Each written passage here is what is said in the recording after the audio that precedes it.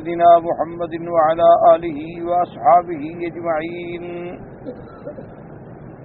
اللهم صل على سيدنا محمد وعلى آل سيدنا محمد كما صليت على إبراهيم وعلى آل إبراهيم في العالمين إنك حميد مجيد.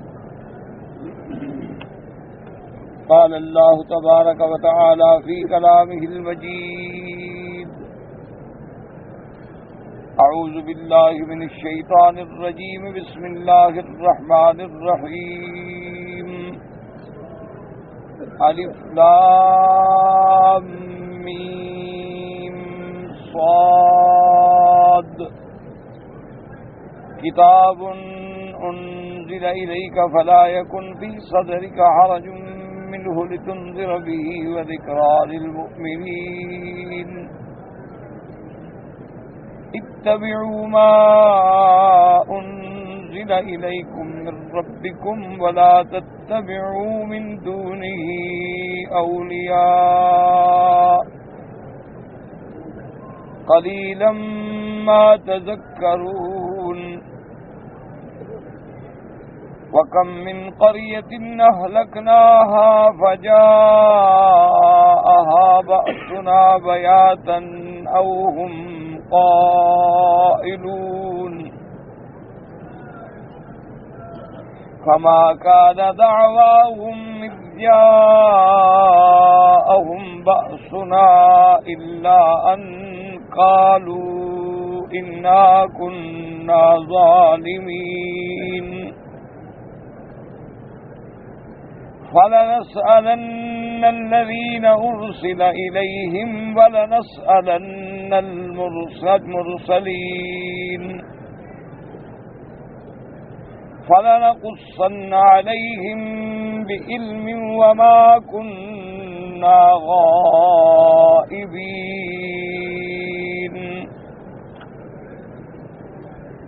سورۃ الاعراف یہ بھی سورہ مکیہ ہے، اور سورہ مکیہ کے بارے میں آپ حضرات الحمدللہ کئی دفعہ پڑھ اور سن چکے ہیں کہ راجح قول یہ ہے کہ اللہ پاک نے جتنی صورتیں میرے محبوب کائنات سیدنا محمد رسول اللہ صلی اللہ علیہ وسلم پہ مکہ مبارک میں ہجرت سے پہلے اتاری ہیں، وہ سب صورتیں جو ہے مکی، چاہے وہ کسی جگہ اتری ہوں. اور جتنی قرآن کی صورتیں میرے محبوب پہ، محبوب دو عالم پہ صلی اللہ علیہ وسلم پہ ہجرت کے بعد اتری ہیں، وہ سب صورتیں جو ہیں صورت مدنیہ کہلاتی ہیں. اسی لیے قرآن پاک میں جب عام آدمی بھی پڑھتا ہے تو دیکھتا ہے کہ یہ مکی صورت ہے، یہ مدنی صورت ہے، یعنی یہ ہجرت سے قبل اتری ہے اور یہ ہجرت کے بعد. یہ راجح قول ہے، اور بھی اقوال ہیں لیکن جمہور کی رائے مبارک یہی. اسی طرح دوسری بات یاد رکھ لیں کہ جب قرآن مبارک آدمی پڑھے اور اس میں غور کرے اور تدبر کرے تو جن صورتوں میں آپ کو زیادہ احکام نظر آئیں، احکام صلاۃ، احکام جہاد، احکام نکاح، احکام طلاق، احکام غنائم، احکام اموال فے، تو سمجھ لیں کہ یہ مدنی صورتیں. اور جن صورتوں میں زیادہ تر مباحث جو ہیں وہ مسائل مہمہ اصول دین کے ساتھ ہوں، توحید کے ساتھ، رسالت کے ساتھ، قیامت کے ساتھ، تو سمجھ لیں یہ صورتیں مکی صورتیں. یعنی آسان بات ہے سمجھنے کے لیے اگر آدمی قرآن کو سمجھ کے پڑھے تو. حضور صلی اللہ علیہ وسلم کے زمانے میں جب حضور پاک مبعوث ہوئے، آپ کو نبوت ملی، تو آپ کا سابقہ جو ہے وہ مشرکین مکہ سے پڑا. سب سے پہلے مخاطب بھی وہی تھے اور دشمن بھی وہی تھے،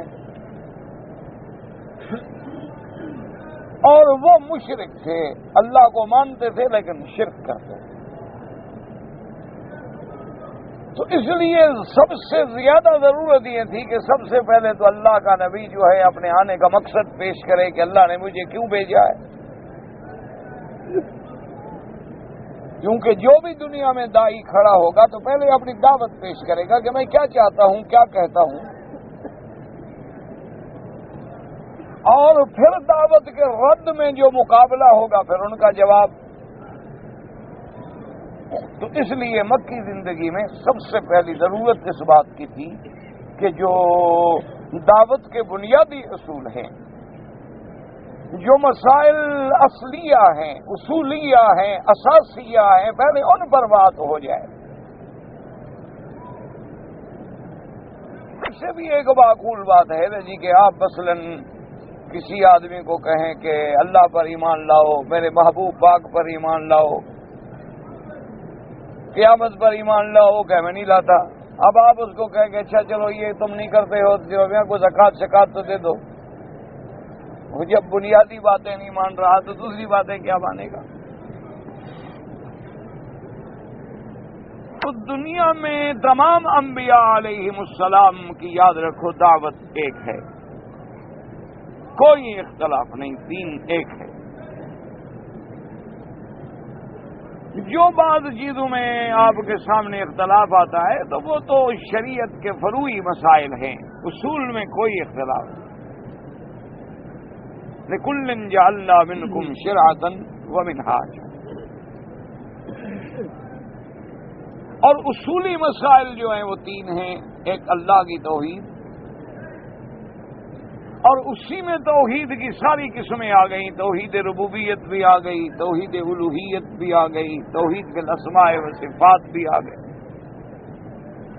اور جب توحید کی ساری قسمیں آ گئیں تو شرک کی ساری قسموں پہ رد آ گیا۔ نمبر ایک مسئلہ جو ہے وہ توحید ہے۔ نمبر دو مسئلہ جو ہے مسئلہ نبوت و رسالت ہے کہ اللہ کے انبیاء اور رسولوں پر ایمان،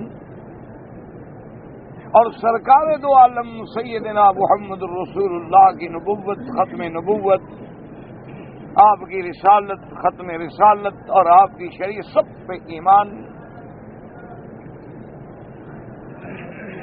یہ اور جب اللہ کے نبی اور انبیاء کی نبوت اور رسالت پہ ایمان ہوگا تو منکرین کا رد خود بخود آ جائے گا۔ یہ مسئلہ دوسرا مسئلہ ہے۔ اور تیسرا مسئلہ جو ہے وہ ہے قیامت، کہ ہم سب نے مرنے کے بعد اٹھنا ہے اور اللہ کے دربار میں حاضری ہونی ہے، حساب کتاب ہونا ہے، پھر فیصلہ ہوگا، سزا جزا ہوگی، جنت والے جنت میں، جہنم والے جہنم میں جائیں گے۔ یہ تین مسئلے ہیں بنیادی، اسی لیے علماء نے ان کو اپنی مصطلحات میں لکھا ہے الایمان بالثلاثیات، کہ ان تین مسئلوں پر ایمان، اور بعض علماء نے لکھا ہے الاصول الثلاثہ، کہ تین بنیادی اصول جو ہیں وہ یہ ہیں توحید، نبوت و رسالت اور معاد۔ ان چیزوں کو ذہن میں رکھنے کے بعد اب ایک اور بات سامنے رکھ لیں تاکہ آئندہ انشاءاللہ یہ سورت مبارک سمجھنے میں آسانی ہو۔ ایک تو وہ دور تھا جس دور میں اللہ نے میرے محبوب کو بھیجا تھا صلی اللہ علیہ وسلم، اس وقت بھی جاہلیت تھی، کفر تھا، اور ایک آج یہ دور ہے جس میں ہم اور آپ زندگی گزار رہے ہیں، اب بھی جاہلیت ہے،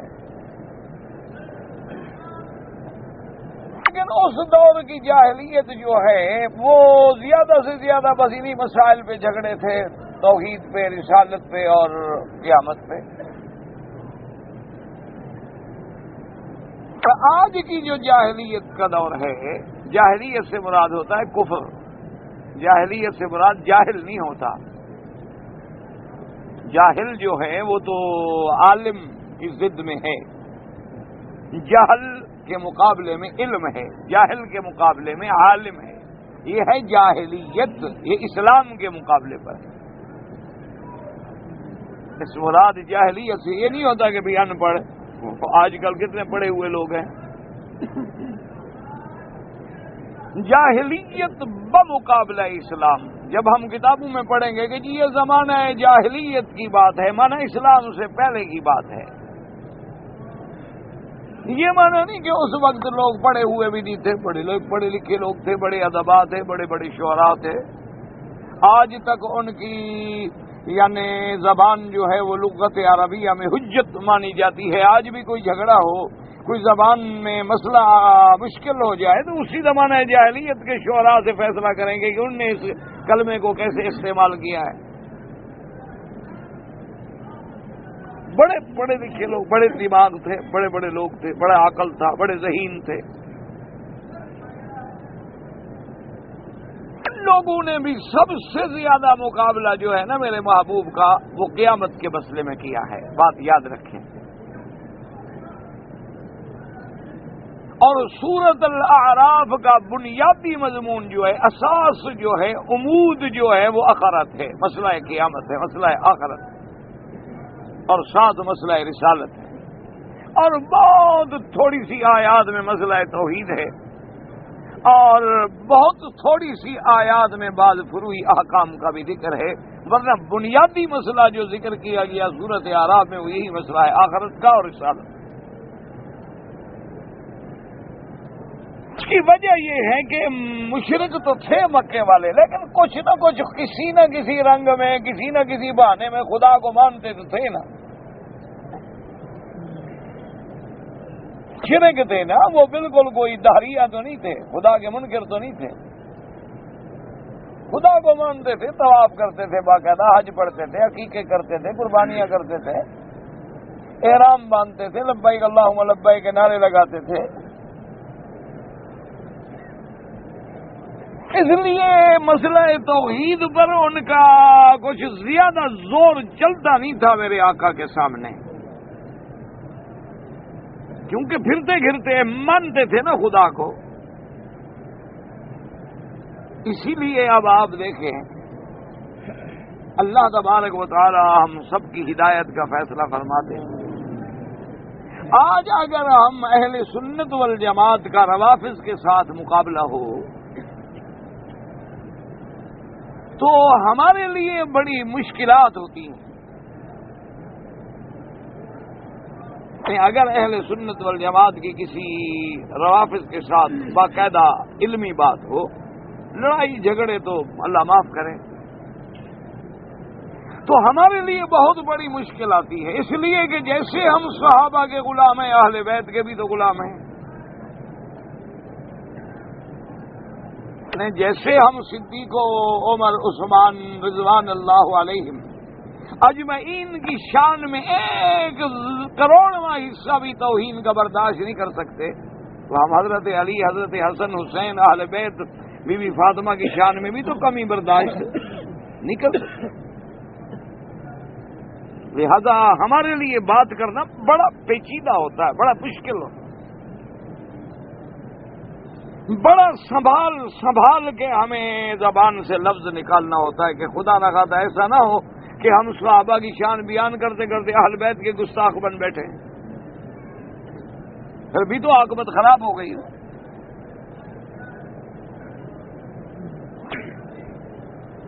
اچھا، ان کے لیے بات کرنی اتنی مشکل نہیں ہوتی، کیونکہ انہوں نے اہل بیت ہی کو ماننا ہے اور صحابہ کو مانتے نہیں۔ کہ اب اگر روافض اور خوارج کو آپ ٹکرا دیں تو پھر روافض بھاگتے ہیں، اس لیے کہ خوارج جو ہیں وہ اہل بیت کے گستاخ ہیں، وہ اہل بیت کو نہیں مانتے، وہ صحابہ کو مانتے ہیں لیکن اہل بیت کو نہیں مانتے، اس لیے ان کے لیے مسئلہ مشکل نہیں، 2 منٹ ہی بھی لگاتا اس کے سامنے رافضی کھڑا نہیں ہو سکتا۔ کیوں؟ جب صحابہ پہ بات کرے گا وہ سیدھا ڈائریکٹ حضرت علی پہ حملہ کرے گا نا، تو پھر وہاں تو ان کا سانس بند ہو جاتا ہے نا، بات کیا کریں، وہ بات نہیں کر سکتے وہاں۔ یعنی آپ اندازہ فرمائیں کہ ایک دفعہ میں نے خود بات سنی، اللہ معاف کرے، اللہ دعا کرے، اللہ ہمیں تو صحیح عقیدوں پہ رکھے. ہم تو صحابہ کے بھی غلام ہیں اور اہل بیت کے بھی غلام ہیں. ہمارے لیے تو دونوں آنکھوں کا تارا ہیں. ہم تو کسی کی شان میں بھی کمی برداشت نہیں کر سکتے. اتفاق کی بات ہے کہ ایئرپورٹ پہ ہم بیٹھے ہوئے تھے اور ایک رافضی اور ایک خارجی آپس میں ٹکرائے ہوئے. میں بھی انتظار میں تھا، 6 گھنٹے بیٹھنا تھا. 6 گھنٹے اکیلا آدمی بیٹھا ہو تو بڑا امتحان ہوتا. اب مولوی کے پاس کیا ہوتا ہے، کوئی کتاب نکالی پڑھنا شروع کر دے، کیا کرے یار بھائی. نہ تو وہاں کوئی شناسائی ہوتی ہے، اچھا نہ ہمیں ان لوگوں کی زبان آتی ہے. بہرحال تو اب جناب وہ دونوں چونکہ بالکل میرے ساتھ کی کرسیوں پہ بیٹھے ہوئے تھے تو وہ آپس میں بالکل ایک دوسرے کے ساتھ جڑے ہوئے تھے اور میں بڑے آرام سے پھر بات سن رہا تھا اپنا کہ بھی چلو ان کو بات کر رہے تو مجھے کیا ضرورت ہے جھگڑنے کی.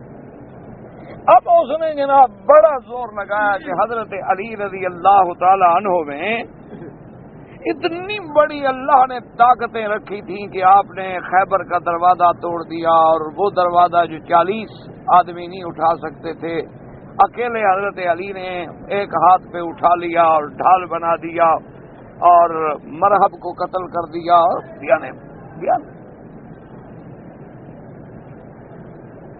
یعنی آپ یقین کریں اللہ رحمت فرمایا کہ اس خارجی نے بڑے اچھا وہ بھی کوئی ایسا ٹھنڈا آدمی تھا کہ بالکل اس کے چہرے پہ قطعی غصہ آتا ہی نہیں تھا بالکل. اچھا تھے دونوں نوجوان اور تھے دونوں پڑھے لکھے. میں ان کی باتوں سے اندازہ لگا رہا تھا کہ دونوں کا ٹھیک ٹھاک مطالعہ ہے کتابوں کا. تو اس نے جناب بڑے آرام سے سنی ساری تقریر اس کی اور اس کے بعد بڑے ٹھنڈے دل سے کہا کہ اچھا آپ مجھے یہ بتائیں کہ حضرت علی کس سن میں پیدا ہوئے. اس نے بتایا کہ فلاں سن. اس نے کہا خیبر میں جب پہنچے تو کیا عمر تھی. خیبر کا جب واقعہ ہوا ہے تو حضرت علی کی عمر کیا تھی. وہ تو 22-25 سال کا جوان تھا اور مرہب 90 سال کا بوڑھا تھا. وہ بہادری ہے. نے کہا ایک 25 سال کا نوجوان ہو شباب ہو 90 سال کے بوڑھے سے لڑا ہو اس کو بہادری ہے. کیا بہادری ہے. اور پھر اس نے کہا تم الٹے لٹک جاؤ. مرہب کو تو حضرت علی نے قتل ہی نہیں کیا. کیسے شجاعت بیان کر رہے ہو. دروازہ اٹھا لیا اور دروازہ اٹھا لیا. انہوں نے کہا حضرت علی تو بالکل خیمے میں چھپ گئے، نماز پڑھنے بھی نہیں آئے حضور کے پیچھے. حضور نے زبردستی خیمے سے پکڑوایا. وہ تو لڑنا نہیں چاہتے تھے، ڈرے ہوئے تھے جی میری آنکھوں میں تکلیف ہے، بہانہ بنا گئے. اب جناب وہ اتنا بالکل ختم ہو گیا، جواب ہی نہ دے سکے قریب. تو میرے کہنے کا مقصد یہ، میں نہیں کہتا کہ وہ سچ بول رہا تھا، دونوں جھوٹ بول رہے تھے. مقصد میرے کہنے کا یہ ہے کہ وہ آپس میں ٹکر سکتے ہیں کیونکہ وہ صحابہ کے گستاخ ہیں، وہ اہل بیت کے گستاخ ہیں. ہم نہیں ٹکر سکتے. ہمارے لیے دونوں مجبوریاں ہیں. ہم کس کے شان میں ایک لفظ بھی کم بولیں. ہمیں بڑی محتاط زبان استعمال کرنی ہوتی ہے. اسی لیے اب یہ ساری تمہید میں نے اس لیے باندھی تھی کہ مکے والے حضور کے ساتھ توحید کے مسئلے پر مقابلہ تو کرتے تھے لیکن زور نہیں تھا اس مقابلے میں، کیونکہ خدا کو تو وہ بھی مانتے تھے. تو دیتے تھے کہ جی ہؤلاء شفاؤنا، لیکن شفاؤنا عند اللہ، اللہ کے پاس سفارشی ہیں، لیکن اللہ تو ہے نا. کہہ دیتے تھے لبیک اللہم لبیک لبیک لا شریک لیکن تملکہ وما ملک. زور نہیں تھا ان کے دلائل میں کہ اللہ میاں یہ تیرے شریک تو ہیں لیکن تو ان کا مالک ہے، یہ تیرے مالک ہے. وہ جب مملوک ہیں تو غلام ہو گئے تو غلام کا کیا شرکت. وہ مملوک بن گئے، وہ تو مخلوق بن گئے، مملوک بن گئے، غلام بن گئے. جب اللہ کا ملک ہے تو اللہ کی مرضی، اپنے ملک میں جو چاہے. یہ کہاں سے نکل آئے. زور نہیں بنتا تھا ان کا. اچھا مسئلہ ہے نبوت اور رسالت تھا، کہہ دیتے تھے جی ہم آپ کو نہیں مانتے، ہم نبوت نہیں مانتے، ہم رسالت نہیں مانتے، لیکن اس مسئلے میں بھی ان کے پلے میں زور کوئی نہیں تھا۔ جب کوئی بندہ پوچھتا کہ بھی اللہ کے نبی سچ بولتے ہیں یا جھوٹ کہتے؟ سچ بولتے ہیں۔ کبھی آپ نے 40 سال میں حضور کی زندگی میں جھوٹ بولتے دیکھا کہ نہیں جی؟ نہیں، بالکل نہیں، حضور تو سچے ہیں، صادق ہیں، وعد الامین ہیں، امانت والے ہیں، اور جب سچے ہیں 40 سال میں اور کسی بات میں جھوٹ نہیں تو صرف نبوت میں کیوں جھوٹ بول رہے ہیں؟ زور نہیں بنتا تھا اس مسئلے پر بھی ہم کا۔ اس لیے ابو جہل کو بھی یہ کہنا پڑا جب ایک سردار نے پوچھا کہ تم حضور کے بارے میں کیا کہتے ہو؟ اس نے ادھر ادھر دیکھا کہ کوئی دیکھ تو نہیں رہا، اس نے کہا یار تم میرے دوست کو سچی بات پوچھو تو ہے وہ سچ کہتا ہے، سچا ہے۔ ابو جہل کہہ رہا ہے، ابو جہل۔ اور سردار نے کہا ابو جہل وہ سچ کہتا ہے، تمہیں کیا دلیل ہے؟ اور نے کہا کمال کرتے ہو، ولد فینا وعاش فینا وبعث فینا، ہم میں پیدا ہوئے، ہم میں رہے، 40 سال گزارے، ما کذب علی انسان قط، کسی بندے پر بھی جھوٹ نہیں بولا، خدا پہ کیسے جھوٹ بولے گا؟ اس نے کہا پھر مان لو اور کلمہ پڑھ لو، بدبخت مانتے ہو سچا ہے۔ اور نے کہا یہی تو جھگڑا ہے نا ہمارا ان کا قومی مقابلہ ہے اصل میں،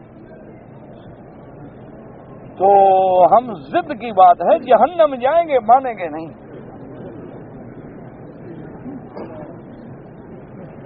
آج بھی اکثر ضد کا مسئلہ ہے کہ میں قرآن چھوڑ دوں گا، پیر کو نہیں چھوڑوں گا۔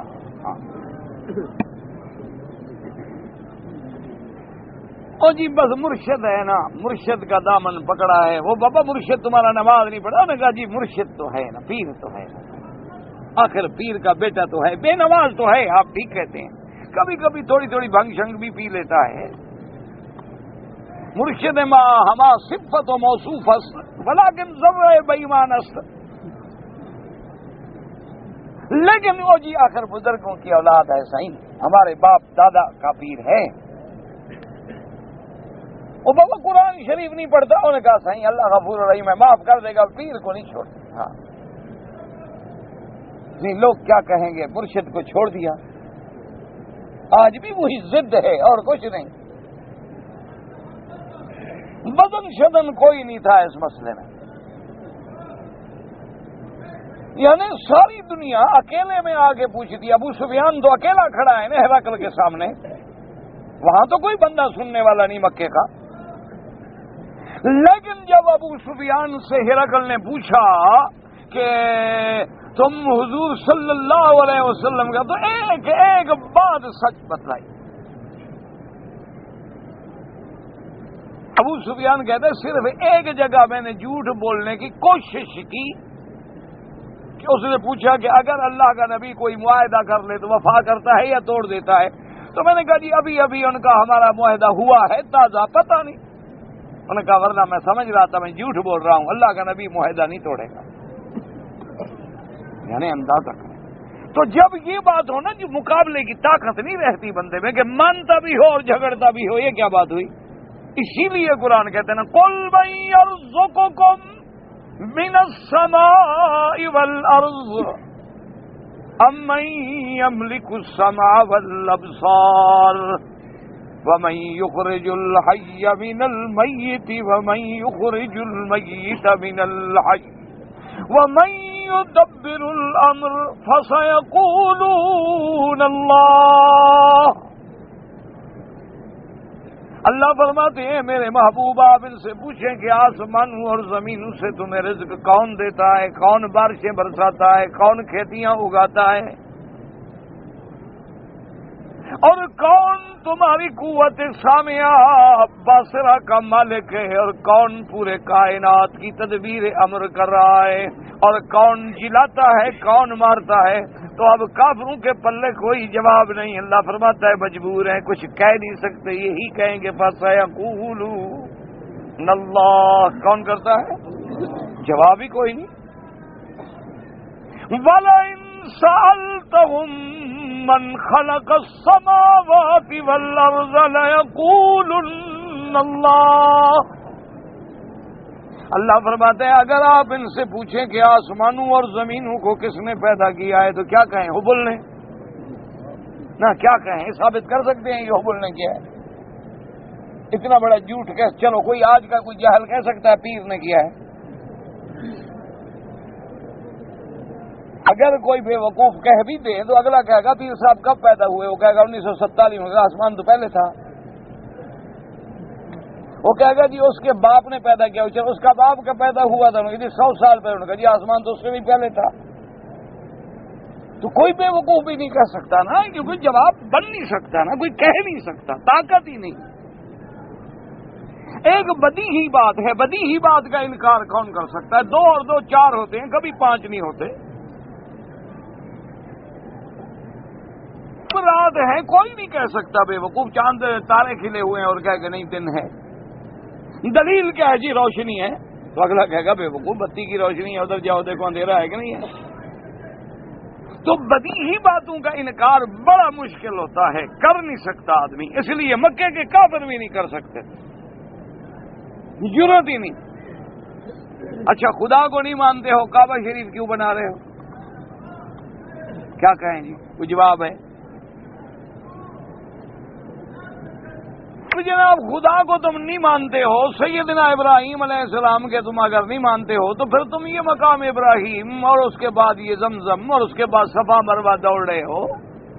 صرف یہ کیا ہوا تھا نا ہماری برادری کی طرح کہ نہیں، دونوں کو راضی کرتے تھے کہ اللہ میاں تو بھی راضی رہے، یہ لات حبل بھی راضی رہے۔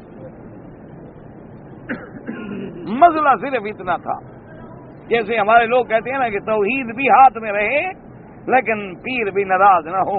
جب اللہ کعبے میں لے آتا ہے تو ملتزم سے سینہ لگا دیتے ہیں، اور اللہ داتا پہ لے جاتا ہے تو وہاں سینہ لگا دیتے ہیں، یہاں بھی مانگ لیتے ہیں وہاں بھی مانگ لیتے ہیں، وہ بھی تو اسی کو کہتا ہے نا۔ عقیدہ یہی، اور یہی حال بالکل ابو جہل اینڈ کمپنی کا تھا۔ وہ یہ نہیں کہتے تھے کہ حبل دیتا ہے، یاد رکھو، نہیں کہتے تھے کہ لات دیتا ہے، نہیں کہتے تھے کہ عزا دیتا ہے، وہ کہتے تھے ہؤلاء شفاؤنا عند اللہ، ہم تو ان کو آ کے کہتے ہیں اور یہ اللہ کے پاس ہماری سفارش کرتے ہیں، سفارشی ہیں، واسطہ ہیں، ذریعہ ہیں۔ یہ نہیں کہ خود کچھ نہیں دے سکتے، یہ اسی سے لے کر ہمیں دیتے ہیں، کیونکہ ہمارا ڈائریکٹ چینل پہ اللہ سے رابطہ کوئی نہیں۔ ڈائریکٹ بات نہیں ہو سکتی، کیوں نہیں بھائی؟ او جی ہم گناہگار ہیں، گندے ہیں، زبان گندی ہے، پلید ہیں، ناپاک ہیں، ہم زنا کرتے ہیں، شراب پیتے ہیں، چوری کرتے ہیں، ڈاکہ ڈالتے ہیں، ہم کیسے خدا سے مانگیں؟ ہم آگے ان بزرگوں کو کہتے ہیں، یہ لات بزرگ جو ہے نا اس کا فوٹو ہے، جب اس کے فوٹو کے سامنے کھڑے ہو کے بنتی کرتے ہیں تو اصل راضی ہوتا ہے۔ پھر ان کا جب راضی ہوتا ہے تو اللہ میاں کو کہہ دیتا ہے۔ اور یہی جھگڑا ہے عیسائیوں کا، وہ بھی یہی کہتے ہیں کہ بھئی ہم کہتے ہیں عیسیٰ علیہ السلام کو، ہم اس کی صلیب کے سامنے کھڑے ہو کے سلام کرتے ہیں، ہم عیسیٰ ابن مریم کے ماننے والے ہیں، ہم بی بی مریم کے ماننے والے ہیں، اور ان کا اللہ کے ساتھ بڑا قریبی تعلق ہے کہ ایک ہی تو شخصیت ہے جس کو بغیر باپ کے اللہ نے پیدا کیا ہے، تو معلوم ہوا اس کا اپنا بیٹا ہے۔ تو ہم جب بیٹے کو کہتے ہیں، بیٹا باپ کو کہہ دیتا ہے، ہمارا کام ہو جاتا ہے۔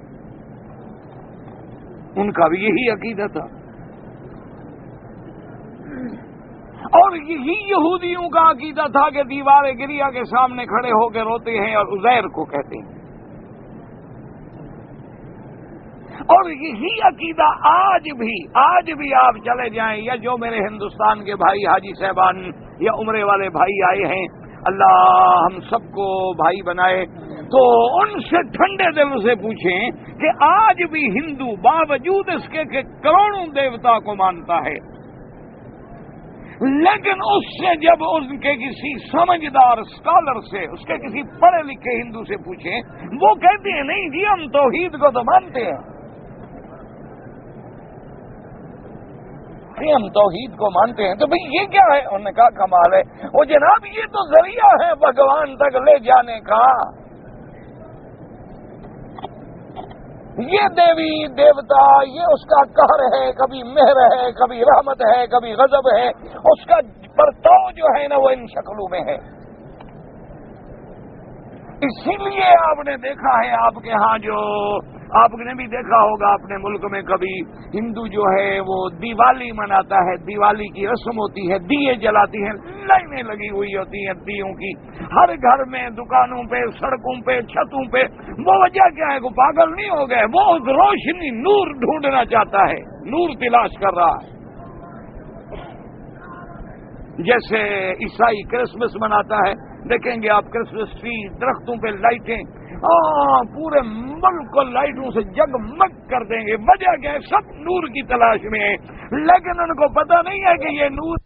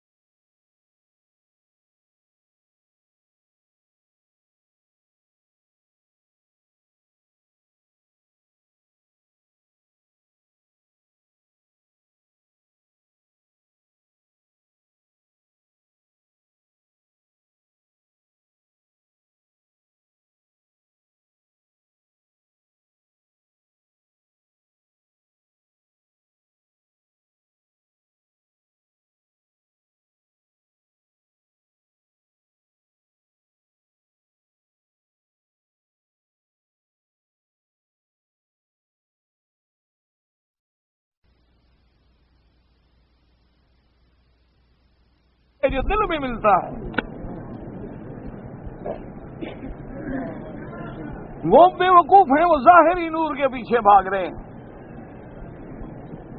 ان کو پتہ نہیں کہ نور تو ادھر ہے، کہ وَاتَّبِعُوا النُّورَ الَّذِي أُنزِلَ مَعَهُ۔ اللہ فرماتے ہیں کہ لوگوں اگر تم ہدایت چاہتے ہو تو پھر میرے مدنی کے ساتھ جو میں نے نور اتارا ہے قرآن،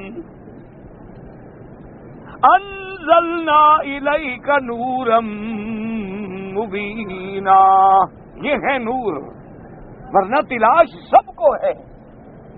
ہر آدمی ایک جستجو میں لگا ہوا ہے، ایک تلاش میں لگا ہوا ہے۔ یہ الگ بات ہے کہ کسی کو پٹری مل گئی، راستہ مل گیا، کوئی بیچارہ اسی طرح ریشم کے دھاگوں میں الجھ گیا، سرا نہیں ملتا۔ اس لیے بات کو ٹھنڈی طرح سمجھیں کہ اس دور میں بھی انہوں نے توحید کا مقابلہ کیا، لیکن زور نہیں ملتا کافروں کے دلائل میں۔ بالکل پھیکی پھیکی بات ہے۔ اجعل الآلہۃ الہا واحدا، دیکھو جی اللہ کا نبی کہتے ہیں ایک خدا مانو۔ اچھا ایک خدا سارے کام کیسے کرے گا؟ وہ جی ایک خدا ساری دنیا کے کام، تو تمہارے 360 جو ہیں وہ سارے 3 ارب بندوں کے کام کیسے کریں گے؟ او بے وقوفو، اگر ایک نہیں کر سکتا پوری کائنات کا تو پھر 300 بھی نہیں کر سکتا، پھر تو جتنا بندے ہوں اتنا خدا ہوں۔ ہر خدا اپنے ایک آدمی کو سنبھالے۔ کوئی عقل ہے؟ کوئی دلیل ہے؟ بے وقوف بودی، بالکل بے عقلی والی بات۔ کوئی مسئلہ؟ اچھا بھی خود کہہ رہے ہیں میرے حضور پاک سرکار دو جہاں محبوب دو عالم صلی اللہ علیہ وسلم خود کھڑے ہیں، دیکھا کہ مشرکین مکہ باقاعدہ احرام باندھے ہوئے ہیں، کہہ رہے ہیں لبیک اللہم لبیک لبیک لا شریک لک لبیک۔ حضور نے فرمایا ماں بس رک جاؤ اسی جگہ پر۔ اور مان تو رہے ہو نا کہ لبیک لبیک لا شریک لک لبیک، یہی تو میں کہتا ہوں۔ کہتے نہیں لا شریک لک الا شریک لک، تیرا شریک تو کوئی نہیں مگر جن کو تو نے اپنا شریک بنایا ہے۔ اب جو آدمی یہاں تک آ جائے تو آگے تو بات خوشی نہیں ہوتی نا۔ اسی لیے ہمیشہ یاد رکھیں کہ جب تک ہم دین نبی پر صحیح معنوں میں نہیں چلیں گے تو ہم کمزور ہو جائیں گے۔ اسی لیے آج ہمارے بڑے بڑے موحد گھرانوں میں بھی آپ جا کے دیکھ لیں کہ ماشاءاللہ وہاں بھی کافی رسمیں ہیں، کہیں رجوی ہے، کہیں میلاد کے نام پہ ہے، کہیں کچھ ہے۔ جب اتنے کام ہم کرا لیں گے تو 2-4 بدعتیں، اور کچھ وہ زیادہ کر لیتے ہیں، کچھ ہم کم کر لیتے ہیں، پھر وہ تو فیصد کا تناسب ہو گیا نا۔ اس لیے ہمیشہ یاد رکھیں کہ ان کے پلے میں ان 2 مسئلوں پہ زور نہیں تھا، سب سے زیادہ زور کافر لگاتے تھے مسئلہ آخرت پہ۔ یہ بات ان کے دماغات میں آ گئی تھی کہ دیکھو جی اللہ کا نبی کہتا ہے کہ مرنے کے بعد ہم اٹھیں گے۔ ایسا مسئلہ تھا جو لوگوں کے اپیل کرتا تھا اور لوگوں کو ان کی بات سننے پہ مائل کرتا تھا کہ اس پہ وہ بڑا زور لگاتے تھے۔ مسئلہ آخرت سے کمال ہے جی، حضور فرماتے ہیں کہ مر جائیں گے پھر اٹھیں گے۔ عجیب بات۔ بھلا دیکھو جناب کوئی بات سمجھ آ سکتی ہے کیسے اٹھیں گے؟ اچھا چلو جو ہمارے باپ دادا مر گئے وہ کدھر گئے؟ وہ ابھی تک کیوں نہیں آئے؟ اور عجیب بات ہے کہ جی ہم مر جائیں گے پھر مٹی ہو جائیں گے، ہماری ہڈیاں گل جائیں گی، وہ سیدھا ہو جائیں گی، ریزہ ریزہ ہو جائیں گی، اور پھر ان سے دوبارہ ہم کھڑے ہو جائیں گے، اور دیکھو جی ہڈیاں مل جائیں گی، پھر کیسے پتہ لگے گا کہ مولوی مکی کی ہڈیاں یہ ہیں؟ جی عجیب بات ہے، یہ مسئلہ سمجھ نہیں آتا۔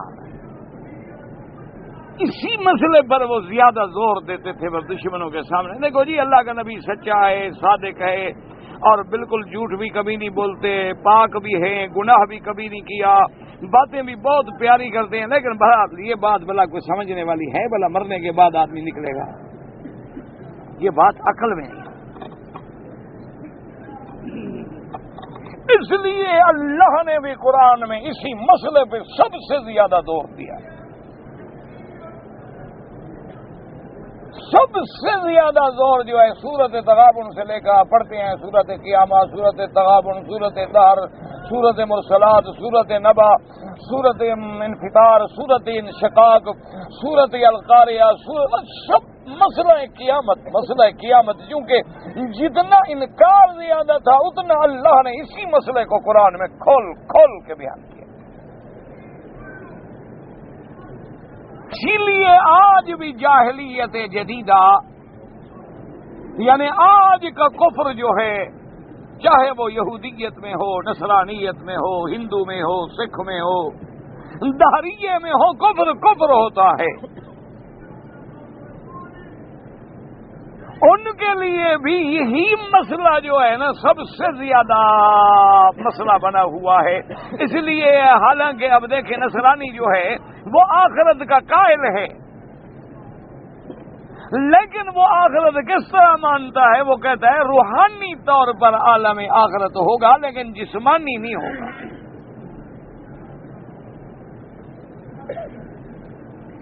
اچھا ہندو بھی قائل ہے، لیکن ہندو جو ہے وہی وہ آواگون کا اور حلول کا قائل ہے کہ جب آدمی مر جاتا ہے تو اس کی روح جو ہے پھر کسی کتے میں، بلے میں، پرندے میں آ جاتی ہے۔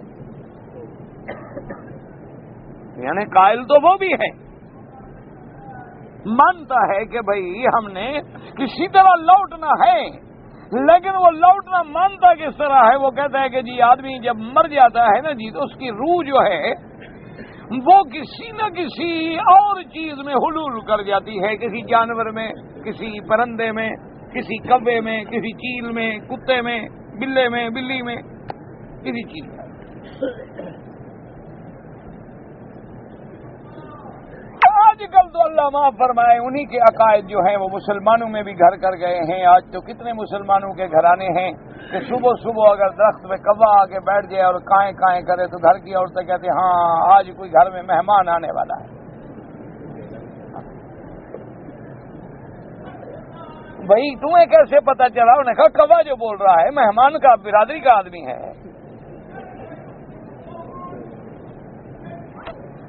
اور حالانکہ ان کو یہ پتہ نہیں کہ کوا ایسا بدبخت ہے کہ اس نے حضرت نوح علیہ السلام کے ساتھ ہی وفا نہیں کی تھی تو تمہارے ساتھ کیا کرے گا؟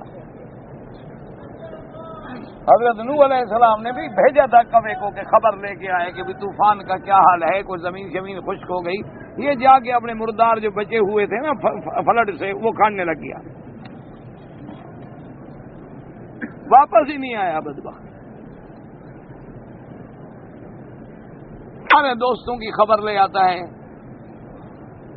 کیا ہے وہی عقیدہ ہے جو ہندو کا ہے کہ جب وہ جلا کے آتے ہیں نا جی اپنا باپ دادے کو آگ میں جلا دیتے ہیں اور ختم کر کے آ جاتے ہیں، تو واپس جب وہ اس کی راکھ جو ہے اکٹھی کر کے پھر گنگا میں دریاؤں میں راکھ میں پھیلاتے ہیں، پھر جب گھر آتے ہیں تو کہتے ہیں ہاں بس اب ہمارا ڈیڈی جو ہے نا وہ آ گیا، وہ دیکھو کباب بول رہے ہیں ڈیڈی کی روح آگے سے روٹی ڈالو۔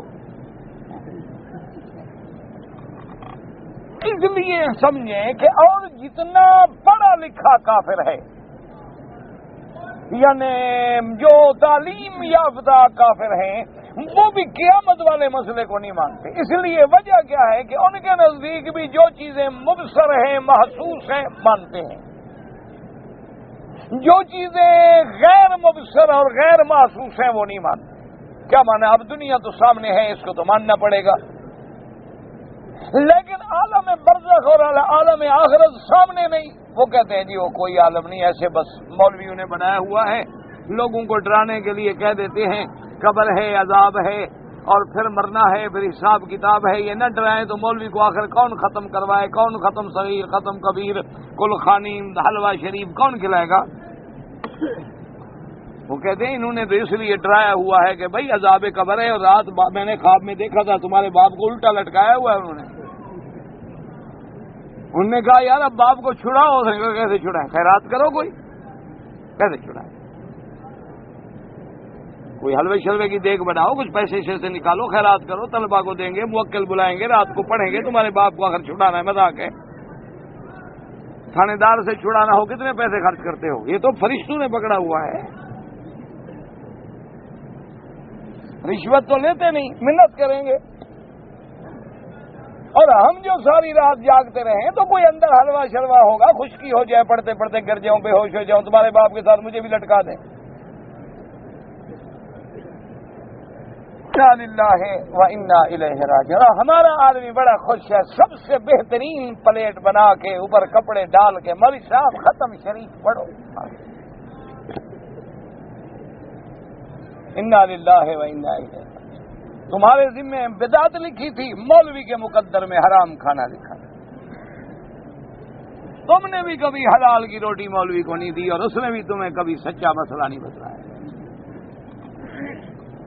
تم نے بھی اس کی دنیا خراب کی، اس نے تیری آخرت برباد کر دی ہے، فکر نہ کرو۔ یہ ٹھنڈے ہنسنے کی باتیں نہیں، رونے کی باتیں ہیں، یہ رونے کی بات۔ تم نے بھی تو مولوی کو نوکر سمجھا ہے نا، اذان بھی دے گا، جھاڑو بھی پھیرے گا، حمام میں پانی بھی بھرے گا، وضو خانے بھی صفا کرے گا، پھر اذان دے کے بیچارہ کھڑا رہے گا کہ چودھری صاحب آئیں تو نماز پڑھاؤں۔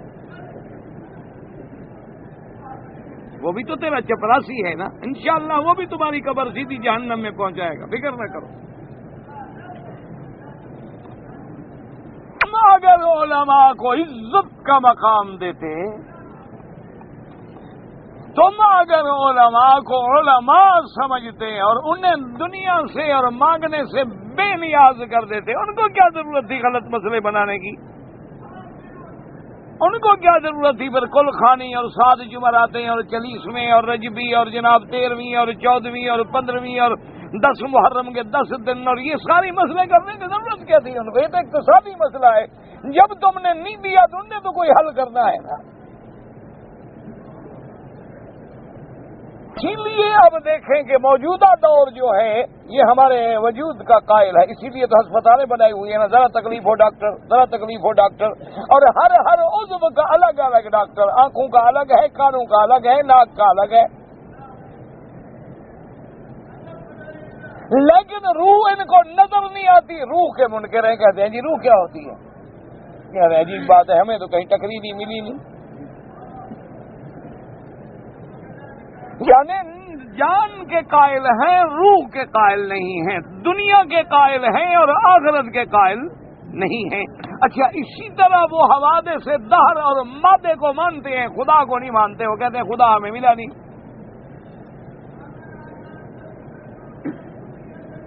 وہ کہتے ہیں جی آپ جو کہتے ہیں کہ خدا کو مان لو، یہ سارا کام اللہ کر رہے ہیں، تو کہاں ہیں؟ ہم نے دیکھا نہیں، ہم نے ملے نہیں، ہمارے سامنے نہیں کوئی چیز، تو ہم ایک بن دیکھے اندیکھی چیز کو کیسے مان لیں؟ اسی لیے سارا مسئلہ جو ہے نا اسی پہ ہے، اور اللہ کا قرآن جو ہے پھر اسی پہ زیادہ زور دیتے ہیں، اور اسی مسائل کو میرے اللہ نے پھر قرآن میں کھول کے بیان کیا ہے کہ ذرا شرط یہ ہے کہ تمہاری اللہ دل کی آنکھیں کھول دے۔ فَإِنَّهَا لَا تَعْمَى الْأَبْصَارُ وَلَكِنْ تَعْمَى الْقُلُوبُ الَّتِي هِيَ فِي الصُّدُورِ۔ اللہ فرماتے ہیں یہ آنکھیں اندھی نہیں ہوتی، بلکہ اصل اندھا پن تو وہ ہے جو دل کا اندھا ہو جائے۔ اور مومن کی پہلی صفت اللہ نے کیا لکھی ہے؟ سبحان اللہ، اللہ پاک ایمان پہ رکھے اور ایمان پہ موت دے۔ پہلی صفت کیا ہے؟ ھدی للمتقین الذین یؤمنون بالغیب، یعنی جو منزل کافروں کے لیے سب سے مشکل ہے، اللہ کی رحمت سے مومن کے لیے سب سے آسان ہے۔ وَمَن يُؤْمِن بِاللَّهِ يَهْدِ قَلْبَهُ، اللہ فرماتے ہیں جو مجھ پہ ایمان لائے پھر اس کے دل کو میں ہدایت کی توفیق دیتا ہوں، اور فرمایا پھر میں اس کو روشنی عطا کرتا ہوں، میں وہ نور عطا کرتا ہوں جو دیوالی کے دیو میں نہیں ملتا، جو چراغوں میں نہیں ملتا، جو کرسمس کی لائٹوں میں نہیں ملتا، بلکہ وہ میں دیتا ہوں۔ من یرد اللہ ان یہدیہ یشرح صدرہ للاسلام فہو علی نور من ربہ، فرماتے ہیں جب میں ارادہ کرتا ہوں کسی کو ہدایت دینے کا، اس کے سینے کو کھول دیتا ہوں اور پھر وہ اپنے رب کے دیے ہوئے نور میں آ جاتا ہے۔ وہ نور کیا ہے؟ نور ایمان ہے۔ اللہ ولی الذین آمنوا یخرجہم من الظلمات الی النور والذین کفروا اولیاؤہم الطاغوت یخرجونہم من النور الی الظلمات۔ اللہ ایمان والوں کے دوست ہیں، ان کو شرک سے، بدعات سے، حوادث سے، انکار سے، امراض کے اندھیروں سے نکال کے نور ایمان کی طرف لے آتے ہیں۔ تو جب وہ نور اللہ عطا فرما دیتے ہیں تو نور میں جیسے ہر چیز واضح ہو جاتی ہے کہ یہ کتاب ہے، یہ اینک ہے، یہ مسجل ہے۔ اب اگر اندھیرا کر دیں تو پھر اینک ڈھونڈنے کے لیے بھی مجھے ہاتھ مارنے پڑیں گے۔ اسی طرح جب اللہ نور ظاہر کر دیتے ہیں تو اس کے لیے مسئلے سارے حل ہو جاتے ہیں۔ وہ آسمانوں کی باتیں بھی مانتا ہے، وہ زمینوں کی باتیں بھی مانتا ہے، وہ دنیا کی باتیں بھی مانتا ہے، وہ جنت آخرت قیامت کی باتیں بھی مانتا ہے۔ روشنی میں آ گیا نا، اس کو تو سب کچھ نظر آ رہا ہے۔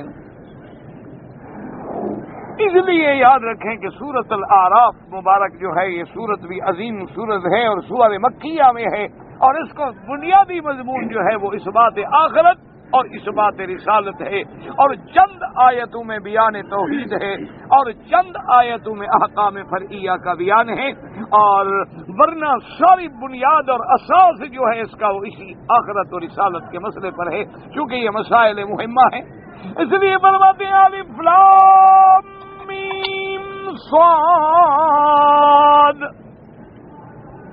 یاد رکھو یہ حروف مقطعات ہیں جن کا معنی اللہ کے سوا کوئی نہیں جانتا۔ بس زیادہ جھگڑوں میں نہ پڑیں، جھگڑوں میں پڑو گے تو پھر الجھ جاؤ۔ بہت سارے لوگوں نے بڑے بڑے ترجمے کر دیے ہیں کہ الف سے مراد اللہ ہے، لام سے جبریل ہے، میم سے محمد مصطفیٰ صلی اللہ علیہ وآلہ وصحبہ وسلم ہے، لیکن یاد رکھو یہ سارے ضعیف باتیں ہیں۔ اور بعض جدید مفسرین نے اپنی تفسیروں میں یہ لکھا ہے کہ ایسے حروف کا استعمال عرب میں بڑا شائع ضائع تھا، عربی سب جانتے تھے۔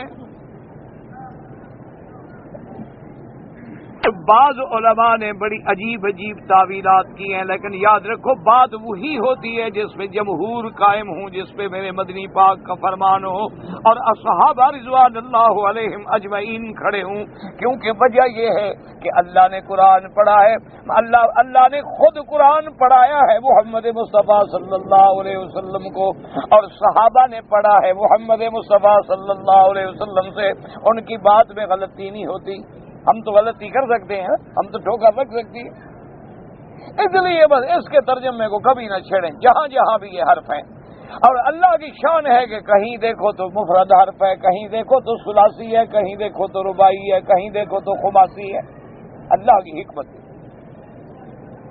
اور بعض علماء کرام نے اللہ ان کی قبروں پہ کروڑوں رحمتیں فرمائے، انہوں نے بھی ایک بات لکھی ہے، انہوں نے کہا اللہ نے قرآن میں بھی ایسے حرف رکھ دیے ہیں جن کا ترجمہ کسی کو نہیں بتلایا، وجہ یہ ہے تاکہ ایمان بالغیب جو ہے وہ انبیاء کو بھی نصیب ہو جائے۔ کیوں؟ انبیاء کے سامنے باقی تو سارے علوم کھول دیے نا، اللہ نے جنت بھی دکھلا دی، جہنم بھی دکھلا دی، قیامت بھی، آخرت بھی، سزا بھی، جزا بھی، سارے منظر تو دکھلا دیے، ان کے سامنے تو ہر چیز مشاہدے میں آ گئی۔ لیکن اللہ نے وہ کتاب جو اتاری، خود سینے میں جمع کی، خود پڑھائی، لیکن اس میں بھی کچھ حروف ایسے رکھ دیے تاکہ اس کا ترجمہ جو ہے اللہ جانتے ہیں، تاکہ انبیاء علیہم الصلاۃ والتسلیم اگر کسی کا ترجمہ نہ بھی جانے لیکن اللہ کا کلام سمجھ کر ایمان لے آئیں۔ اس لیے علماء فرماتے ہیں کہ بس راج قول یہ ہے کہ یہ حروف مقطعات ہیں، اللہ عالم، اللہ جانتے ہیں اس کی مراد کیا ہے۔ آگے فرماتے ہیں کتاب انزل الیک، میرے محبوب ہم نے تیری طرف کتاب اتاری، رسالت محمد مدنی کی ثابت ہو گئی نا۔ کیوں؟ اللہ نے جب قرآن اتارا، کتاب اتاری، نبی ہے تو اتاری نا، اور تو کسی پر نہیں اترتا نا۔ کتاب انزل الیک فلا یکن فی صدرک حرج منہ لتنذر به وذکری للمؤمنین، اور میرا محبوب آپ کے دل میں تنگی نہ ہو۔ کیوں تنگی؟ کس بات کی؟ کہ آپ ڈریں کہ میں کیسے پہنچاؤں، نہ آپ پہنچائیں، ڈرائیں لوگوں کو، بس فکر نہ کریں، ہم جو آپ کے ساتھ ہیں۔ فلا تکن فی صدرک حرج منہ، اور بعض علماء نے فرمایا کہ اس کے احکام پہ عمل کرنے میں جو مشقت ہے اس سے آپ دل میں تنگی محسوس نہ کریں، ہم سب آسان کر دیں گے۔ لتنذر به، قرآن کیوں اتارا میں نے کہ ڈرائیں لوگوں کو، وذکری للمؤمنین، اور اس میں یاد ہے مومنین کے لیے، نصیحت ہے۔ اور فرمایا آگے حکم دیتے ہیں اتبعوا ما انزل الیکم من ربکم ولا تتبعوا من دونہ اولیاء، اسی کی پیروی کرو جو تیرے رب نے اتارا ہے قرآن، اور دوستوں کے پیچھے نہ چلو۔ قلیلا ما تذکرون، بہت تھوڑا ہے جو تم نصیحت سمجھ پکڑتے ہو۔ اللہ پاک نے پہلا مسئلہ رسالت اور اس کے بعد پھر آخرت، انشاءاللہ اللہ توفیق عطا فرمائیں گے۔ اگر روزے کی حالت میں کسی بندے کو تکلیف ہے، یعنی اللہ معاف کرے اس کو دمے کی شکایت ہے اور وہ بیچارہ سپرے استعمال کرتا ہے، اس کے لیے بھائی مسئلہ یہ ہے کہ ایک موٹی بات یاد رکھیں کہ جو چیز روزے کی حالت میں منہ سے، ناک سے یا نیچے سے داخل ہو اور معدے میں پہنچے اس سے روزہ ٹوٹ جاتا ہے۔ تو ڈاکٹر صاحبان کی رائے جہاں تک میں نے سنا ہے، اللہ عالم، کیونکہ میں ڈاکٹر بھی نہیں، حکیم بھی نہیں، ہو سکتا ہے میں غلط کہہ رہا ہوں، میں نے جو سنا ہے وہ یہ ہے کہ وہ جب سپرے کیا جاتا ہے تو دوا ایک ایسا ہوتا ہے کہ اس کے ذریعے وہ اندر جاتا ہے، اور اگر دوائی اندر جاتی ہے تو روزہ نہیں ہوتا، پھر آپ معذور ہیں، آپ جب شفا ہو جائے روزے قضا کریں، اور اگر ایسی بیماری ہے کہ شفا کی کوئی توقع نہیں تو پھر فدیہ ادا۔ اگر ایک آدمی کسی کو پیسے دے اور اس کو کہے کہ بھائی دیکھو یہ میرا مال ہے، مثلا یہ 2 لاکھ روپے کا مال ہے، تم اس مال کو جاؤ میرے وکیل ہو جا کے فروخت کرو، اور جب تم بیچ کے آؤ گے تو میں تمہیں 10% اس کے نفع میں حصہ دوں گا، کوئی بات نہیں، کوئی حرج نہیں۔ اگر کسی آدمی کا صفا مروہ کرتے ہوئے وضو ٹوٹ گیا، اور اگر بغیر وضو کے بھی وہ صفا مروہ کر لے تو کوئی بات نہیں، ہو جائے گی، صفا مروہ ہو جائے گی، کوئی مسئلہ نہیں۔ بہتر یہی ہے کہ وہی چھوڑ دے اور 7 حمام بنے ہوئے ہیں، وضو کر کے اپنا دوبارہ شروع کر دے۔ لیکن اگر بہرحال کسی نے بغیر وضو کے بھی کر لی تو ہو جائے گی۔ انڈا کہتے ہیں جی حلال ہے یا حرام ہے؟ آج تک تو ہم نے کبھی جھگڑا نہیں سنا انڈے کے حلال حرام ہونے کا، ہم تو ہمیشہ حلال ہی سنتے آئے ہیں، پتہ نہیں کیوں حرام ہو گیا ہے۔ اگر ہم عمرہ کرنے کے لیے جب آتے ہیں تو ہمیں باب السلام سے داخل ہونا ضروری ہے؟ کوئی ضروری نہیں، اللہ کے حرم کے کسی بھی دروازے سے آپ داخل ہو جائیں۔ وہ تو ایک بات ہے کہ میرے آقا سرکار دو جہاں صلی اللہ علیہ وسلم جب تشریف لائے تھے تو آپ اسی جانب سے تشریف لائے تھے۔ اچھا، اب وہ جگہ، وہ دروازے، وہ مقام بھی معین نہیں رہا، اب تو اللہ کا اتنا بڑا حرم ہو گیا ماشاءاللہ۔ تو بہرحال اگر کوئی ادھر سے آ رہا ہے تو سبحان اللہ، ورنہ بطور خاص پورے حرم کا چکر کاٹ کے کہ وہیں سے داخل ہوں گا تو یہ شریعت تکلیف نہیں دیتی، جس دروازے سے مرضی آئے داخل ہو جائے۔ نمازی کے آگے گزرنا جو ہے گناہ ہے، بالکل گناہ ہے۔ بیت اللہ میں کیا کریں؟ طواف والے تو خیر مجبور ہیں، باقی احتیاط کریں، اور اگر مجبوراً گزرنا پڑے تو پھر سجدے کی جگہ سے دور گزریں، لیکن کوشش جب تک ہم دونوں نہیں کریں گے یہ مسئلہ حل نہیں ہو سکتا۔ اب دیکھیں نا، مثلا ہم طواف کرنے کے لیے جب جاتے ہیں اور نماز کھڑی ہو جاتی ہے، ہمارے بھائی وہی نماز پڑھتے ہیں، ٹھیک ہے، اچھی بات ہے، سلام جب پھیر لیں گے تو سنتیں بھی وہی شروع کر دیں گے۔ خدا کے بندے، تمہیں پتہ ہے کہ ابھی طواف والے آ جائیں گے؟ اتنا عقل تو اللہ نے سب کو دیا ہوا ہے نا بھئی، تم نے فرض پڑھ لیا، سلام پھر رہے، ہٹ جاؤ پیچھے، چھوڑ دو طواف کی جگہ۔ تو اس کا نتیجہ یہ نکلتا ہے کہ طواف والے نے غریب نے گزرنا ہے، وہ کہاں جائے؟ تو اب جو راستے میں کھڑا ہے اور روک رہا ہے وہ گناہگار ہے۔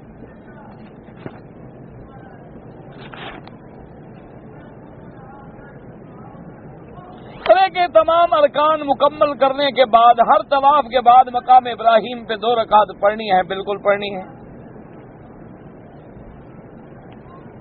اگر ایک آدمی 1 سال یا 2 سال اپنے ملک سے باہر نوکری کر رہا ہے اور اپنی بیوی سے دور ہے، نکاح نہیں ٹوٹتا، نکاح پکا ہے، فکر نہ کرو۔ باقی کوئی گڑبڑ ہو جائے تو تم خود ذمہ دار ہو قیامت میں، کیونکہ آخر بیوی کو جو 2 سال دور رکھو گے تو اس کا حقوق کون ادا کرے گا؟ دیکھو نا، انسان ہے نا، وہ بھی تو انسان ہے۔ یہ بھی اللہ پاک نے ایک انسان میں بھوک ہے، جیسے تمہیں بھوک لگتی ہے، پیاس لگتی ہے، اسی طرح ہے کہ جنس کی بھی بھوک ہے، جیسے تمہیں لگتی ہے اسی طرح عورت کو لگتی ہے۔ لیکن نکاح نہیں ٹوٹتا، بہرحال نکاح پکا ہے، اس کا کوئی فکر نہ کرو۔ ایک دوست سے جھگڑے سے کہہ دیا کہ تمہارے ساتھ کھانا پینا جو ہے میرے لیے حرام ہے، یہ کوئی بات نہیں، چھوڑ دو، کھانا پینا شروع کرو، غلط بات ہے۔ کوئی کسی حلال کو حرام نہیں کر سکتا، نہ حرام کو حلال کر سکتا ہے۔ اگر قسم سمجھ کے کہا تھا تو کفارہ ادا کر دو، لیکن کھاؤ پیو۔ آج کے بارے میں تعلیم کے لیے درخواست ہے، بھئی اب کس کس چیز کی بندہ تعلیم دے، کوشش تو ہم کرتے رہتے ہیں۔ بہرحال اصول یہ ہے کہ رکوع ہو، سجود ہو، ارکان جو ہے وہ پورے آرام سے ادا کریں، اور تسبیحات جو ہیں وہ زیادہ کہیں، سجدے میں، رکوع میں کم از کم 3 دفعہ، ورنہ 7 دفعہ سبحان ربی العظیم، سبحان۔ یہ جو جلدی جلدی ٹکریں مارتے ہیں تو نماز نہیں ہوتی۔ ایک بات یاد رکھیں، جو آدمی جلدی جلدی اللہ اکبر اللہ اکبر اللہ اکبر اللہ اکبر تو نماز ادا ہی نہیں ہوتی۔ ایک صحیح حدیث مبارک ہے کہ میرے محبوب دو عالم نے ایک صحابی کو نماز جلدی جلدی پڑھتے ہوئے دیکھا، اس نے آگے سلام کیا، حضور نے فرمایا ارجع فصل فانک لم تصلی، دوبارہ جا کے نماز پڑھو، تم نے نماز نہیں پڑھی۔ تو اس لیے نماز ادا ہی نہیں ہوتی۔ جب نماز پڑھو اطمینان کے ساتھ، رکوع اطمینان کے ساتھ، جب رکوع سے اٹھو تو پھر